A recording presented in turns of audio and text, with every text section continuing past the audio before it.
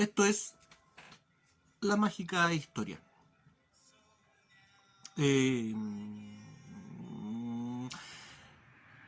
Magia elemental, en eso quedamos, ¿cierto? El último video. Vamos a tratar de cerrar el ciclo del curso de magia, ¿cierto? Hay harto que hablar, así que a lo mejor no alcanzo a terminar en este video y a lo mejor hacemos otro, pero en fin. Y si queda algo en el tintero, vamos a estar, no hay problema porque vamos a estar constantemente hablando retomando la idea y reforzando algunas cosas. Así que la idea ahora es simplemente tener una noción de este asunto. ¿Cuál asunto?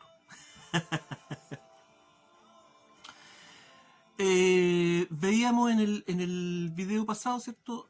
La magia, algo, ¿cierto? De magia elemental, por lo menos entender cuál es el concepto de la magia elemental, ¿cierto?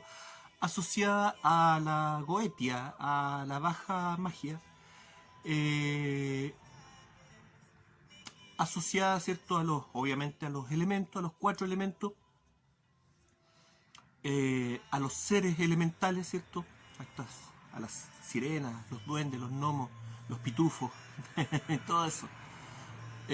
Todos esos seres como de míticos, como de cuentos, y que están asociados, ¿cierto?, a la magia elemental, a los elementos, que decíamos que eran verdaderos, los elementos eran verdaderos portales, ¿cierto?, portales interdimensionales que servían para comunicarse, obviamente, con seres o conciencias de otras dimensiones, tal vez con antepasados, ¿cierto?, tal vez con personas fallecidas, qué sé yo. En fin, eh, asociada, ¿cierto?, a la magia chamánica. Por ejemplo, en la tradición mapuche, ¿cierto?, los machi también manejan el concepto de la magia elemental y los 4 elementos, ¿cierto? Claro que sí. A cada uno se le asigna un poder, un nombre, ¿ah? Pero en la magia de los machi hay elementales intermedios. Y esto es muy bueno, porque, eh, por ejemplo, elementales que unen, ¿cierto? Eh, estas puertas. Me explico, por ejemplo, la neblina, ¿cierto? Para los machis la neblina, ¿cierto?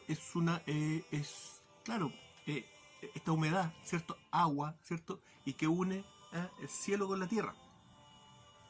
Entonces tenemos una unión ahí en la neblina de agua, aire y tierra. Y que permitiría, entonces, potenciaría la capacidad, ¿cierto? De contacto, ¿cierto? Con otras dimensiones.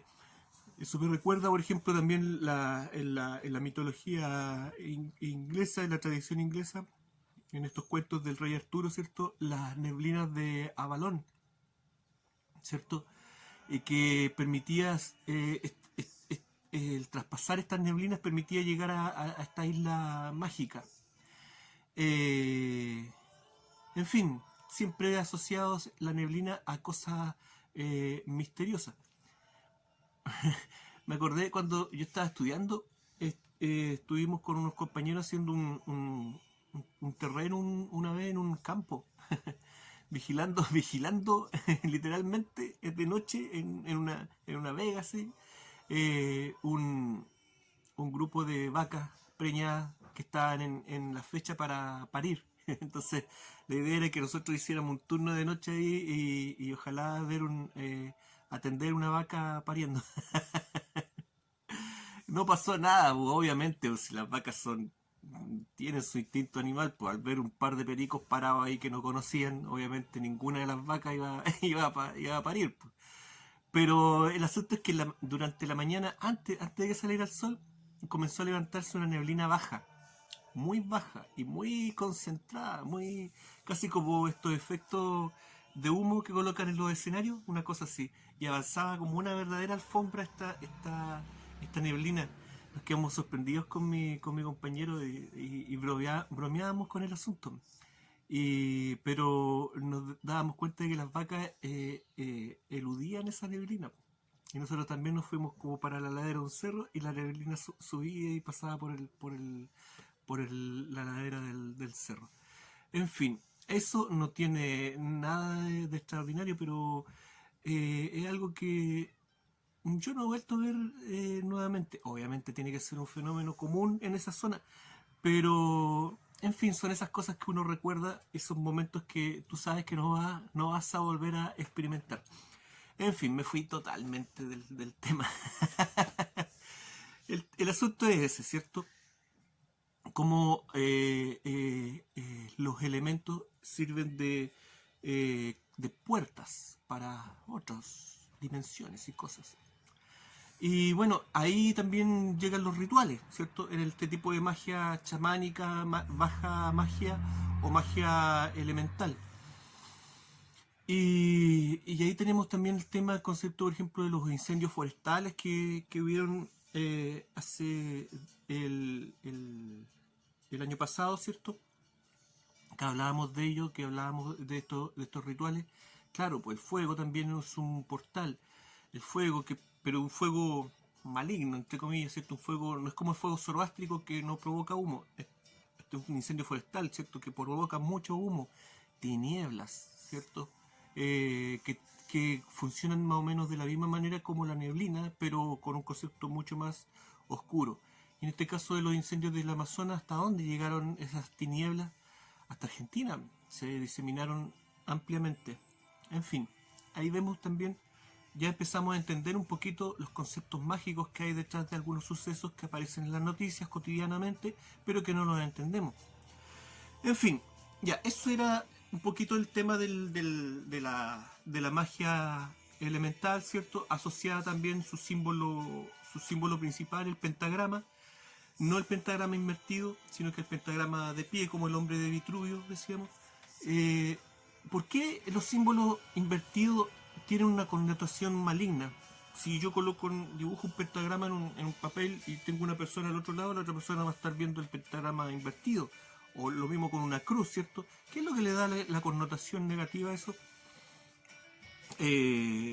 Lo vamos a ver. Vamos a tratar de verlo ahora, en este asunto. Pero hoy día, ahora vamos a hablar de la otra magia, la alta magia, ¿ok? Claro, la magia de los dioses, ya no la magia de los elementos, sino que la magia de los dioses. Entonces hoy día vamos a ver, hemos dicho muchas veces en estos videos de que todas estas personas, muchas personas que se dicen ateas, no lo son en realidad. Y que tienen una religión, ¿cierto? Y constan de un concepto espiritual muy elevado. Entonces ahora vamos a ver de qué se trata esta religión, ¿ok? Que es transversal para todos, sobre todo para la gente poderosa. Estamos hablando de alta magia, una magia que no es accesible para todo el mundo. Entonces vamos a ver ahora por quién doblan las campanas. Tatán, tatán, tan. Claro que sí. A ver si llego vivo a fin de año. Si aparezco en las noticias en la prensa roja, ya van a saber por qué fue. Me gusta ponerle color al asunto. Ya, vamos. Alta magia, ¿cierto? Hablábamos de la goetia o baja magia, y también estaba, ¿cierto?, la teurgia. Pero ¿qué es esto, este concepto, ¿cierto? Bueno, yendo al periodo clásico, nuestro periodo favorito,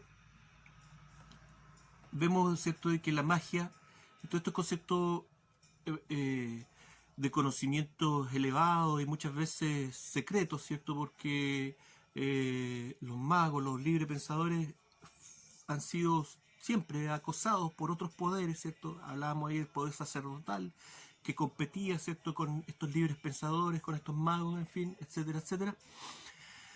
Y que poco a poco estos conceptos mágicos, este conocimiento, en un principio de magia elemental, ¿cierto? Pero se iban nutriendo con distintos sucesos, ¿cierto? Las guerras traen gente de otros lados, ¿cierto? Transportaban gente de otros lados. Las culturas también asociadas al transporte marítimo también ayudaron a diseminar todos estos conocimientos y se fueron amalgamando, ¿cierto? Primero en lo que conocemos como Grecia, ¿cierto? Entre comillas, porque eso es cuestionable, todo eso es el tema de la historia con respecto a Grecia y con respecto a Roma también. Y luego, ¿cierto? De Grecia a Roma, ¿ok? Pasando sobre todo por los etruscos, por la civilización etrusca de Italia, ¿cierto? Del centro norte de Italia, una civilización también asociada al mar y que amalgamó, ¿cierto? Todos estos conceptos mágicos, esotéricos, para luego difundirlos. Se difuminó ahí esa cultura junto con la latina para formar toda esta religión romana, ¿ok? Y, o sea, y aquí se ve la cúspide de toda esta evolución, ¿ok? Y obviamente todo este conocimiento tuvo otras ramas. ¿Ah? Hemos hablado en otros videos de cómo la religión mesopotámica sirvió de base, muy probablemente, para toda nuestra tradición del Antiguo Testamento, ¿cierto? Y que los hebreos, los judíos hebreos, habrían adquirido todas estas historias, todas estas tradiciones, toda esta mitología y la habrían llevado a sus propios escritos en el periodo del confinamiento en Babilonia. ¿Ok? Por lo tanto, ahí tenemos otra rama distinta de la romana, pero que tienen un origen cultural, prácticamente el mismo origen cultural. ¿Ok? Por eso es que las religiones hasta el día de hoy, incluyendo nuestras tres religiones judeo-cristianas, tienen una base mitológica, por decirlo de alguna manera, en común, ¿cierto? El Antiguo Testamento es una base en común para judíos, musulmanes y cristianos, tomando en cuenta de que todas esas tradiciones vienen de antes también. En fin, sí sé, un tema discutible, cada quien tendrá su opinión al respecto, pero es un tema que sigue avanzando, no lo digo yo, es algo que le llama la atención a todas estas personas, todos estos arqueólogos, lingüistas que trabajan rescatando lenguas muertas y todo y mitologías también, y hay toda una conexión ahí. En fin, el tema es que llegamos a Roma y los romanos tienen un panteón de dioses, ¿cierto? Bueno, dioses, finalmente esto se prostituye de alguna manera, ¿cierto? Y se crean dioses. Después ya estaba, por ejemplo, la diosa Cloacina, ¿cierto? Cuando tenían problemas con los desagües, ¿cierto? Tenían una diosa ahí para rezarle, para que desaguara las cloacas tapadas, para no tener que mandar a alguien ahí a destapar las cañerías. Le rezaban, era mejor rezarle a Cloacina. En fin, un ejemplo. Pero obviamente el panteón romano tenía una base de dioses primordiales, por decirlo de alguna manera, ¿cierto? Y que eran los mismos que venían de Grecia, que le cambiaron el nombre nomás, pero son los mismos. ¿Quiénes eran estos dioses?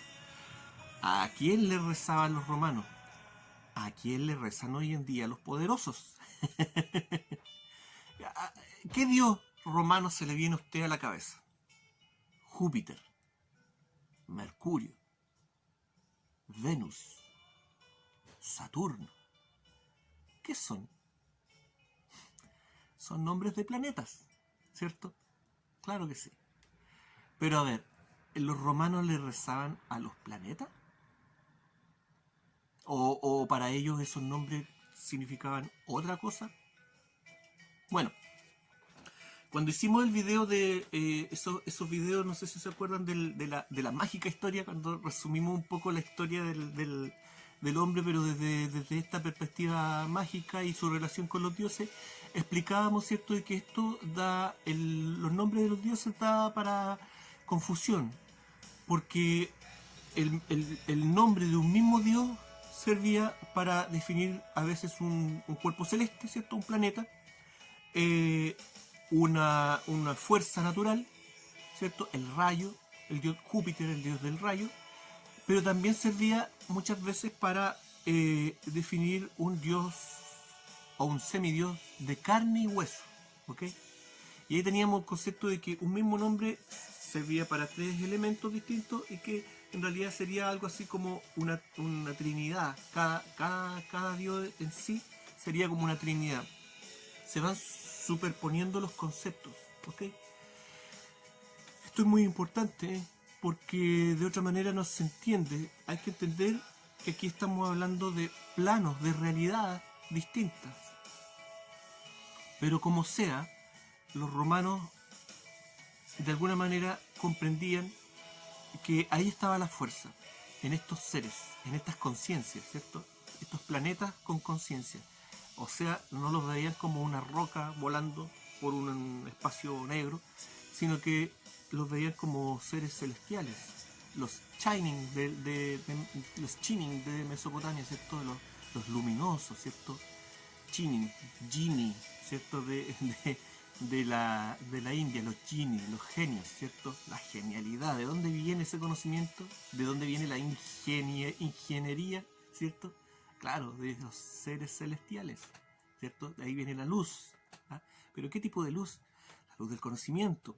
¿Pero qué tipo de conocimiento? Ya se entiende la idea, ¿cierto? Claro que sí. Por lo tanto, rezarle a estas conciencias, a estos seres, trae beneficios. ¿Mm? Ahora bien, vamos a dejar eso hasta ahí, porque ya esa era la idea, ¿me entienden? Esa es la alta magia, ¿cierto? Decíamos de que la alta magia siempre, a diferencia de la magia elemental, siempre dependía de contactarse con un dios, con una entidad superior, con una entidad celestial. Al igual que hoy en día la diferencia, ¿cierto?, entre religión y misticismo, ¿cierto? La religión, ¿cierto? Siempre el conocimiento religioso es de inspiración divina, ¿ok? Pero, por ejemplo, los magos de hoy en día, la masonería, estarán distantes de eso, ¿cierto? Porque en la masonería tenemos muchos científicos son masones, ¿cierto? Y ateos, obviamente, ellos son ateos, ¿cierto? Ellos están lejos de esa superchería, de estar rezándole a cosas, ¿cierto? De otros planos. Sí, vamos a ver aquí, si es tan así. Hay un ritual que es un ritual central dentro de la masonería, que es el banquete masónico, ¿ok?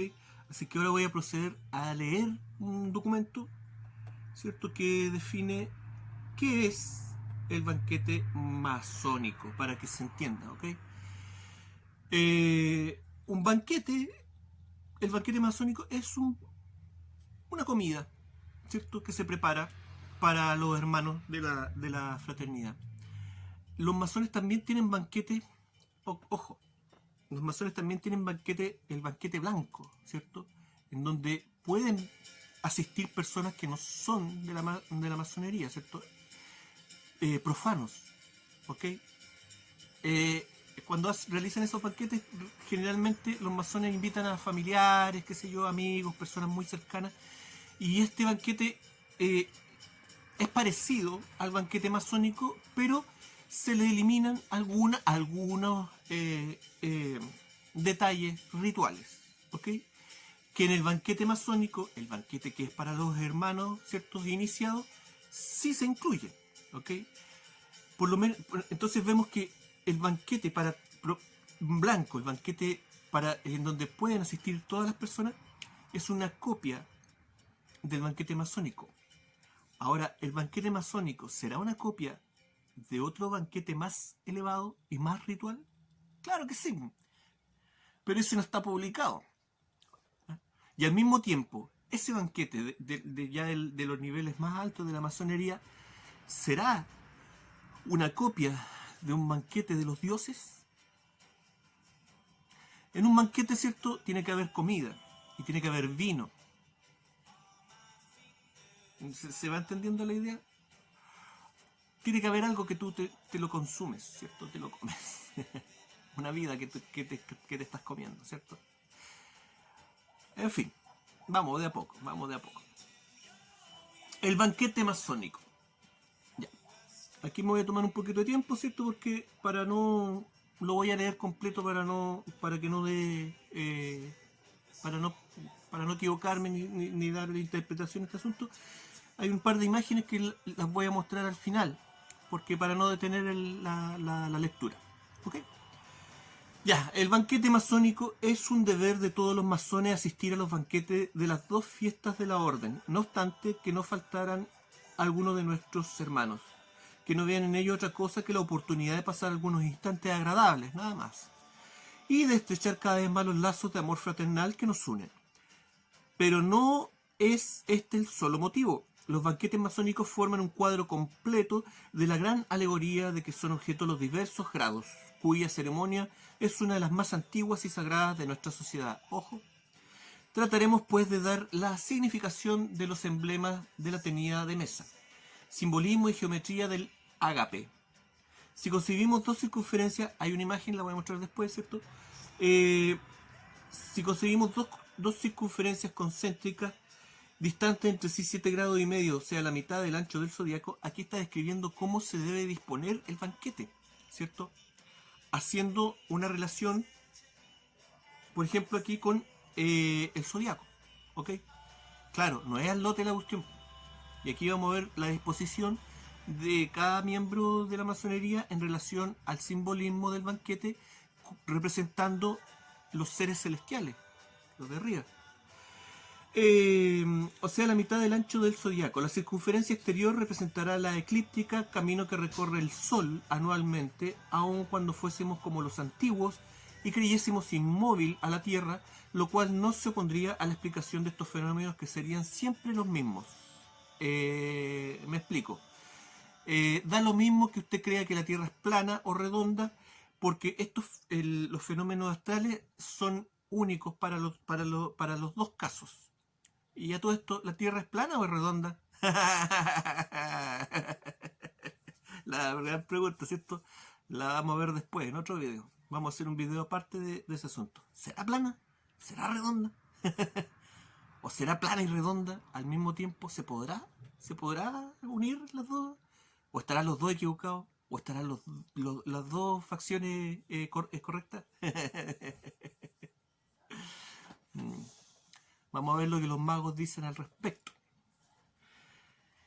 Que es muy importante, la forma de la Tierra es muy importante para conocer, para entender en la vida, para entender todo.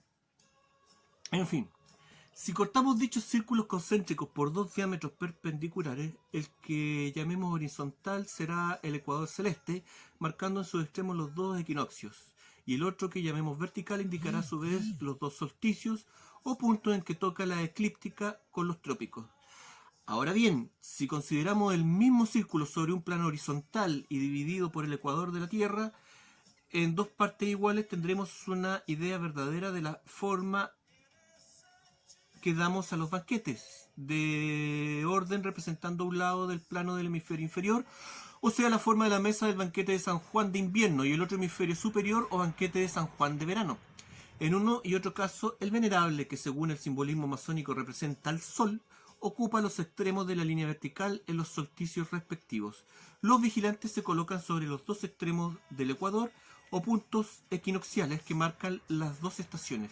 Estos puntos están en efecto colocados en el cielo sobre el límite que separa los dos hemisferios. Como vigilantes son los encargados de inspeccionar la estación que empieza y la que termina, y tan exacta es esta observación que es el del ecuador solamente desde donde podemos ver los dos polos al mismo tiempo, de tal modo que desde allí percibimos sucesivamente todas las constelaciones y observamos sus revoluciones. Si se traza una tangente a la circunferencia interior perpendicular al rayo vertical, sus dos extremos indicarán sobre la media circunferencia exterior el lugar del orador y del secretario, distante cada uno del venerable 30 grados y 60 de los vigilantes, es decir, los 2/3 del espacio trimestral que indica cada cuarto de círculo. Por ejemplo, en el banquete del solsticio de invierno, el venerable ocupa el 1er grado del trópico de Capricornio, el orador el 1er de Acuario, el secretario el 1er de Sagitario, el primer vigilante el 1er del Cordero y el segundo vigilante el 1er de la Balanza. La parte izquierda del templo, que llamamos mediodía o sur, indica el invierno o estación en que parece renacer el sol. Y la derecha o columna del norte figura el otoño o estación de la muerte. En el banquete del solsticio de estío todo está dispuesto en un sentido inverso. El venerable se encuentra en el 1er grado del trópico de Cáncer, el orador en el 1er grado del León, el primer vigilante en el 1er grado de la Balanza. A este lado figura el verano. En la otra columna el secretario se coloca en el 1er grado de los Gemelos y el segundo vigilante en el Cordero. A este lado figura la primavera. Nótese que si por sus posiciones respectivas en los dos banquetes el venerable y los dos vigilantes indican el principio de las estaciones, el orador y el secretario representan las estrellas reales, o sea, las principales y características de esas mismas estaciones, las cuales son emblemas de los evangelistas, a saber, el toro, el león, el águila de la lira y Acuario. Si la forma que se da la mesa en las tenidas de orden es imagen del cielo y de las épocas solares, las comidas servidas en ella y los utensilios de que nos servimos en la misma pertenecerán a los 3 reinos de la naturaleza: los candelabros y cubiertos al reino mineral y los alimentos al vegetal y animal, alegoría que claramente representa a nuestra madre u origen común con todos los elementos que constituyen la misma. Vemos entonces el potente simbolismo de una mesa servida para un banquete masónico, uniendo la alta y la baja magia, ¿cierto? Uniendo la magia elemental con la magia, ¿cierto? Con la alta magia, ¿cierto? De los seres celestiales. Pausa para mostrar el esquema, digamos, y después vamos a seguir con la ritualidad de cómo se debe consumir el banquete. Ya, ahí está, sí. Ya, ahí está el esquema de cómo debe estar puesta la mesa, ¿cierto? Y los comensales distribuidos alrededor, representando, ¿cierto?, la bóveda del cielo. ¿A qué se le asemeja a usted este esquema? ¿A qué se parece? Al Coliseo Romano, ¿cierto? Claro que sí, estamos hablando de lo mismo. Por lo tanto, todas las muertes que se producían dentro del Coliseo Romano no son más que sacrificios entregados a los dioses. El Coliseo Romano, ¿cierto? Los teatros, los foros, los estadios, ¿cierto? Los eventos deportivos siguen más o menos en la misma regla, ¿ok? Lo más importante de estas estructuras no están levantadas en cualquier sitio. Ya vemos la importancia aquí de la geografía sagrada y la astrología sagrada, ¿cierto? Unida el cielo, unido a las dimensiones y estructuras que están sobre la Tierra. ¿Ok? Y aquí ya un ejemplo en relación al zodiaco, en la distribución de este mismo banquete.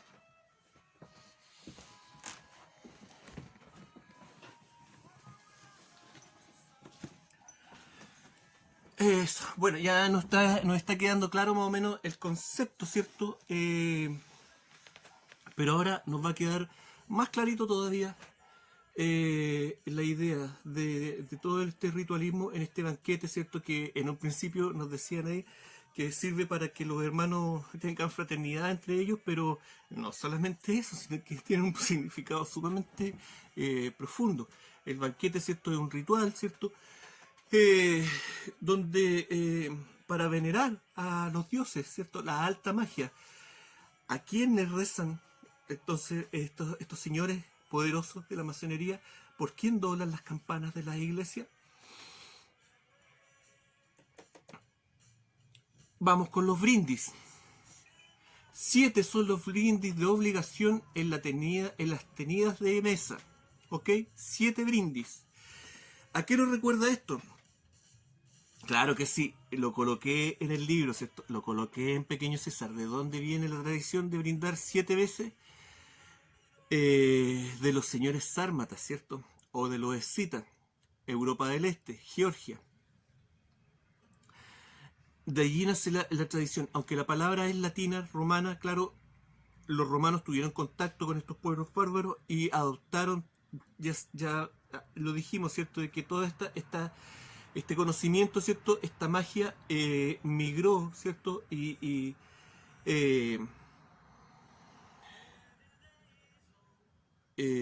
fue influenciando a una y otra cultura, se fueron enriqueciendo.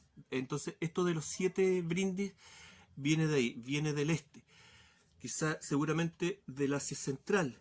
Vamos a ver también un poquito más adelante ese tema, la migración de la magia, ¿cierto?, este conocimiento, y cómo llega finalmente a Roma, y de Roma cómo llegó hasta nuestros días, cómo llegó al renacimiento este conocimiento.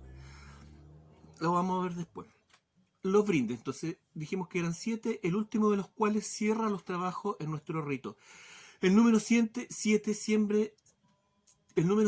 es emblemático y fue tenido en gran respeto por los antiguos, siendo igual al de las esferas, por las cuales sin duda se ofrecían las 7 libaciones que después han sido reemplazadas por los brindis. ¿Quedó claro eso, cierto? Quedó clarísimo. Claro, ahora se hace con vino, pero antes eran otras libaciones. Antes. Dichos brindis seguían el orden de los días de la semana. La primera libación se ofrecía al Sol, Rey del Universo, de quien somos deudores de la fecundidad de la Mater Natura. Este brindis de apertura ha sido en todos los pueblos modernos consagrado al soberano. La segunda libación se ofrecía a la Luna, astro que entre los antiguos acompañaba a los que practicaban los más ocultos misterios. Los masones la consagran hoy al poder supremo de la orden, quien es para ellos, después del soberano, el supremo regulador. La tercera se consagraba a Marte o Ares, divinidad que entre los antiguos presidía los consejos y combates. Los masones la ofrecen hoy al venerable.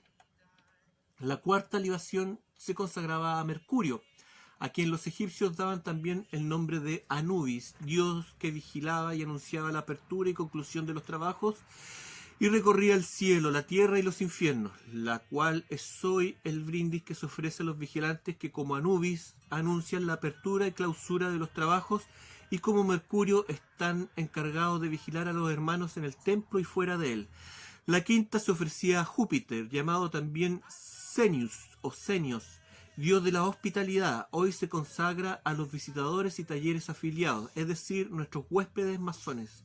La sexta era la de Venus, diosa de la generación, que crea y produce, y la que para servirme de la expresión de Lucrecio forma el encanto de los dioses y de los hombres, hominum diburque voluptas.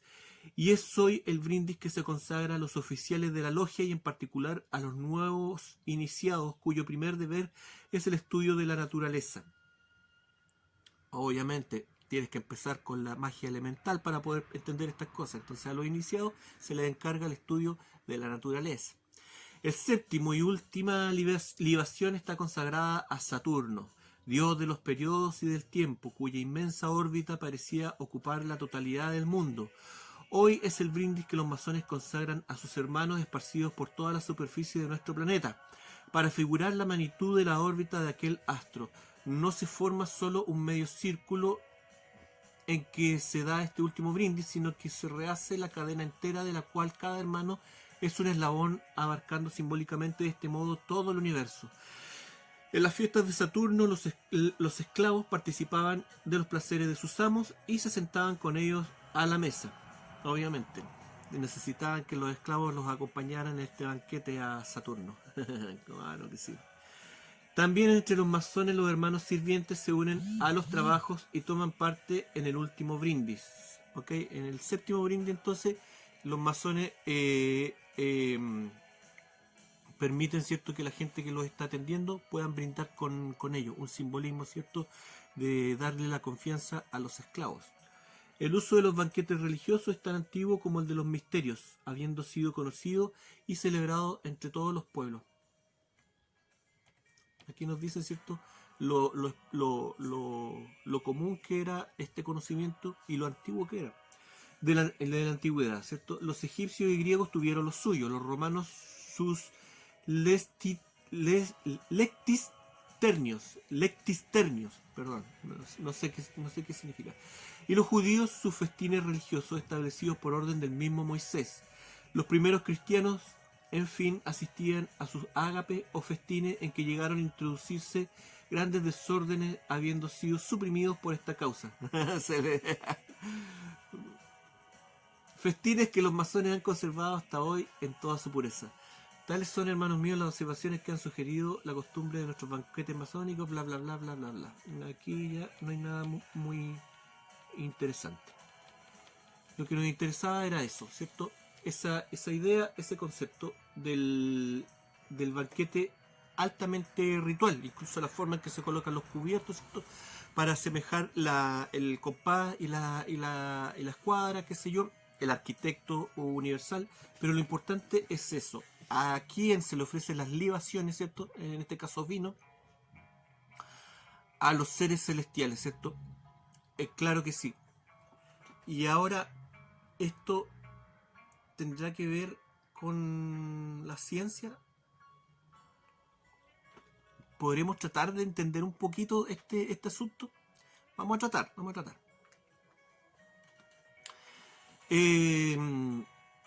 Decíamos entonces que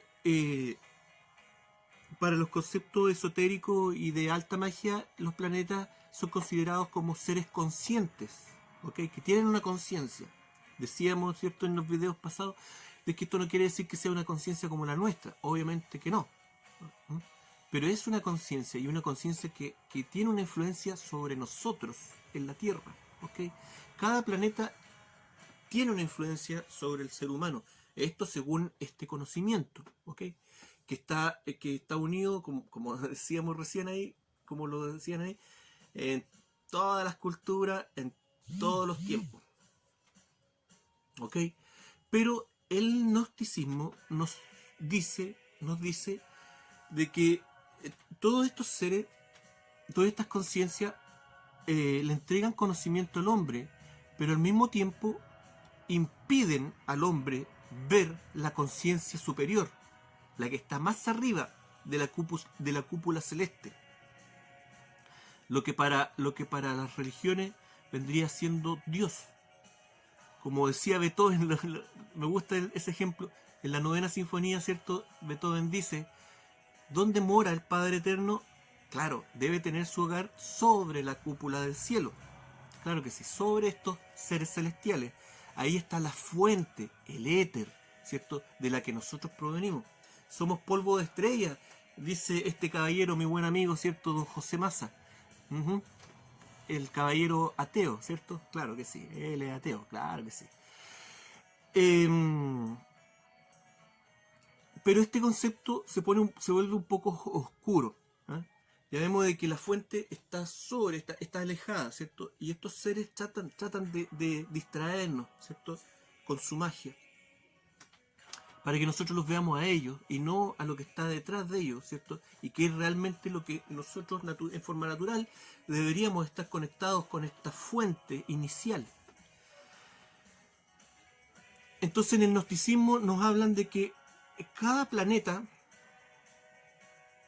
es un demiurgo, ¿cierto? Un verdadero demonio, ¿ok?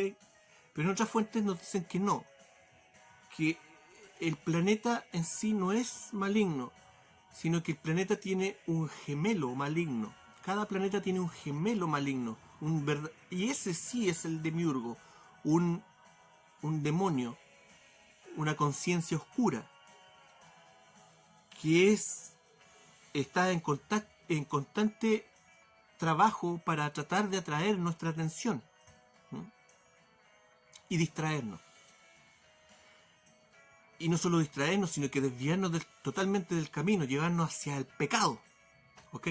Llevarnos hacia un mal comportamiento.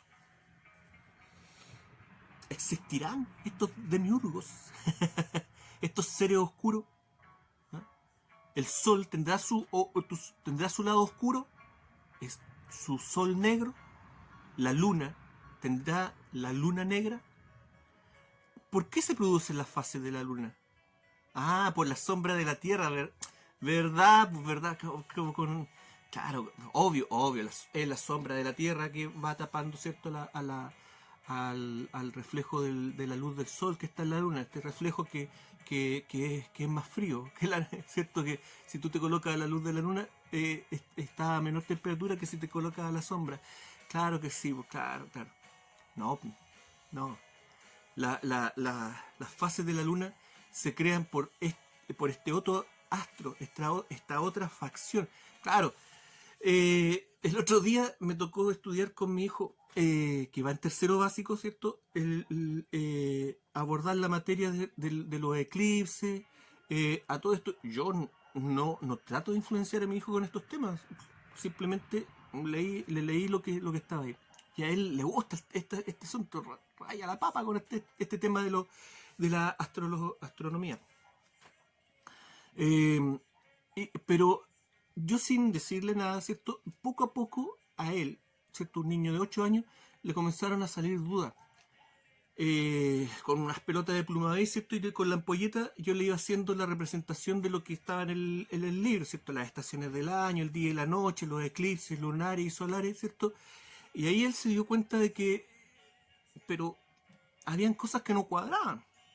Entonces yo, sin tratar de meterle cosas en la cabeza, simplemente trataba de guiar su línea de pensamiento, un poco que fuera libremente. Y me daba risa porque él llegaba a conclusiones parecidas a las conclusiones que llegan los astrónomos para explicar estos faches. Es decir, los astrónomos modernos piensan como un niño, dan explicaciones como las de un niño de 8 años. Esa es su línea de pensamiento. Así de triste es el asunto. Claro que sí. Nos dicen, por ejemplo, que la luna, ¿cierto? Que las mareas se producen por la luna. Claro, obviamente. Pues la luna atrae, la gravedad de la luna atrae el agua, ¿cierto? Y eso produce las mareas, ¿cierto? Pero resulta que hay, como la luna no gira a la misma velocidad que el sol, hay días en el año en donde la luna está presente en el día. En el día y ahí la marea debería ser alta en el día. Pero las mareas siguen constantemente iguales, cumpliendo su mismo ritmo de siempre porque están independientes de la luna. ¿Cómo? ¿Me entienden? ¿Me entienden? Claro que sí. Y la fase de la luna no es la sombra de la Tierra. Es la luna oscura que puede apreciarse solamente en forma translúcida a través de esta luna. Así como el sol negro se puede apreciar solamente en los días de eclipse total del sol.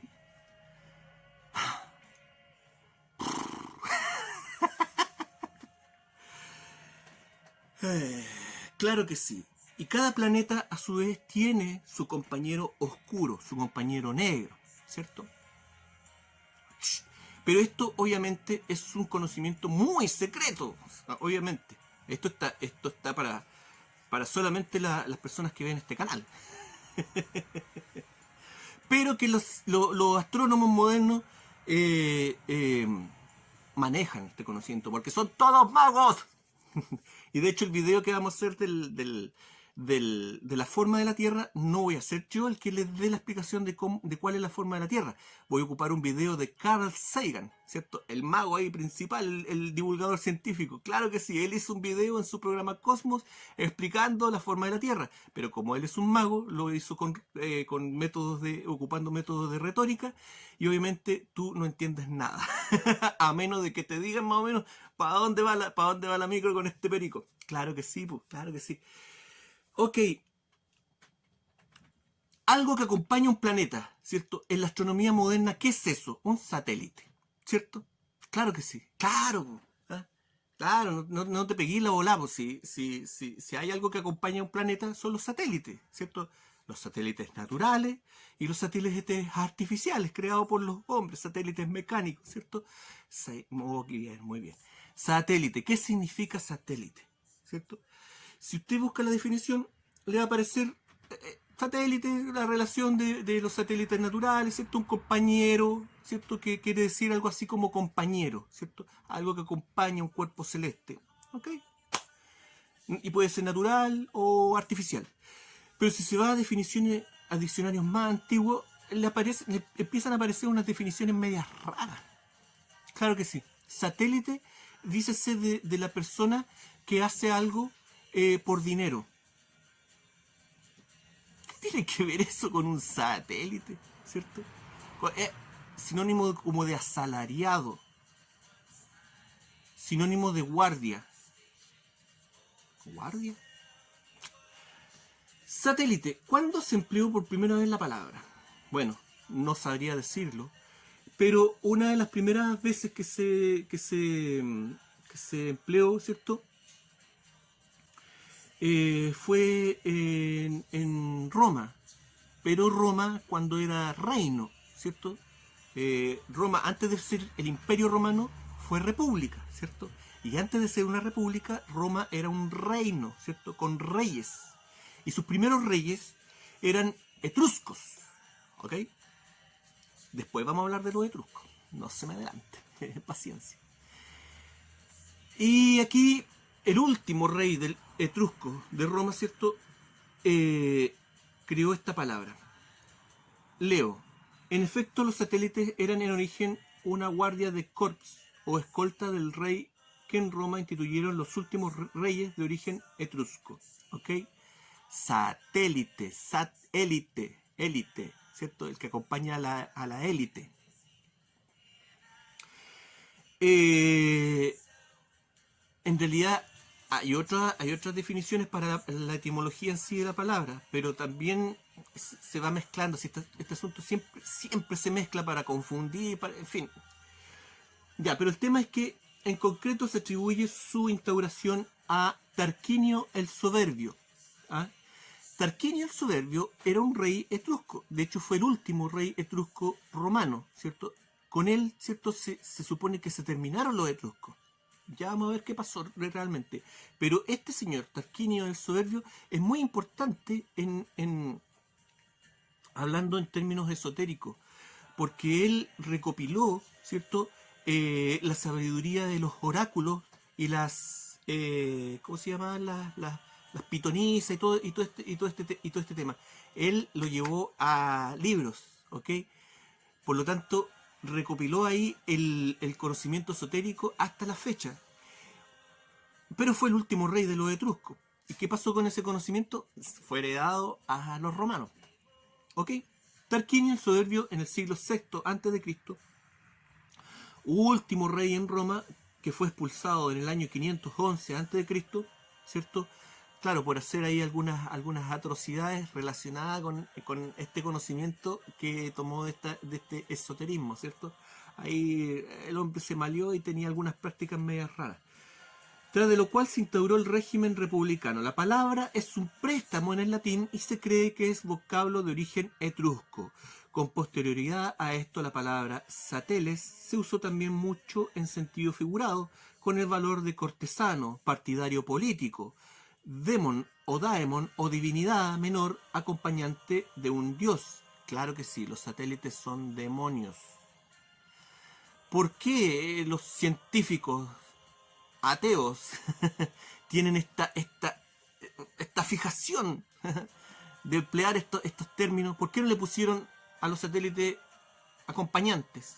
O otra palabra cualquiera, limón, no sé. Pero tenían que ocupar esta palabra mística, asociada, ¿cierto?, a demonios.